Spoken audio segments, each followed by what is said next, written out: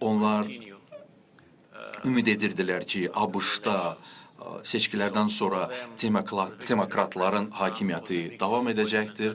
Ancaq Prezident Trump onları ciddi məyus etdi, onun seçilməsi.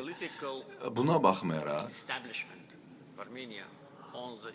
Ermənistanın siyasi establishmenti Azərbaycan mövzusunda olduqca səfərbər vəziyyətdədir. Sadəcə olaraq burada müəyyən terminlər fərqlidir və müəyyən davranış və taktika fərqlidir.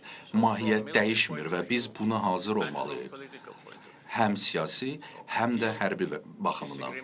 Yəni, Ermənistanla sülh müqaviləsi imzalanmayana qədər Ermənistan Azərbaycana qarşı bütün ərazi iddialarından əl çəkməyənə qədər, hansı ki onlar bugün də onların konstitusiyasında təsbit edilib və səmimi davranış nümayiş etdirməyənə qədər normallaşma ilə bağlı yenə də hələ də yeni siyasi qarşıdurmanın təhlükəsi davam edəcəkdir.